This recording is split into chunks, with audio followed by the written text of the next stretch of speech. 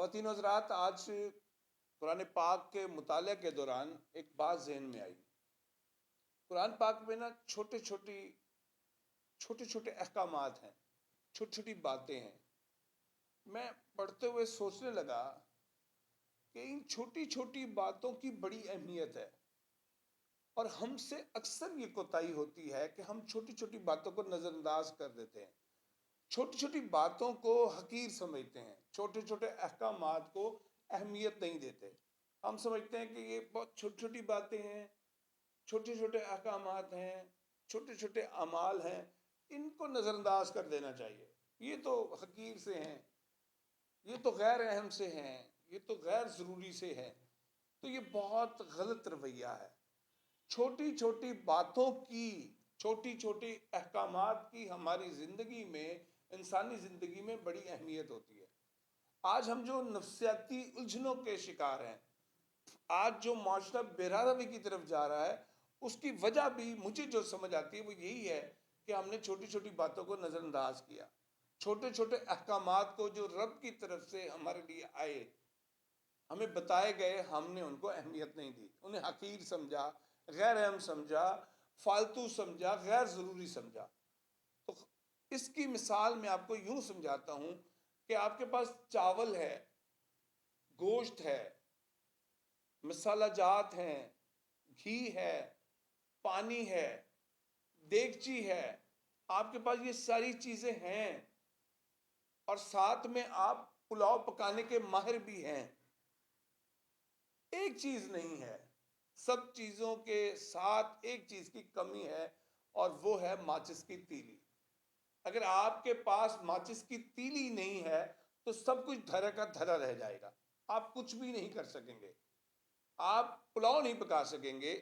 اب آپ یہاں سوچئے، آپ اپنے ذہن میں یہ سوال لائیے۔ میں کہنا یہ چاہتا ہوں کہ آپ غور و فکر کی عادت بھی اپنے اندر ڈالیں، سوچنے کی عادت بھی ڈالیں۔ سوچ انسان کے ذہن کو وسعت دیتی ہے، اس کے تجربے اور مہارت میں اس کی سوچ کا بڑا عمل دخل ہوتا ہے۔ اس لیے اپنی سوچ کے انداز کو بہتر کیجیے، اس میں ترقی لائیے، ارتقاء لائیے، سوچنے کا انداز۔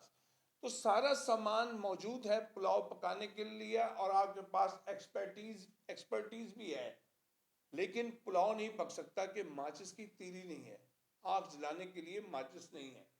تو اس ماچس کی تیلی کی کیا قیمت ہوتی ہے؟ کتنی چھوٹی قیمت، لیکن آپ پلاؤ نہیں پکا سکتے۔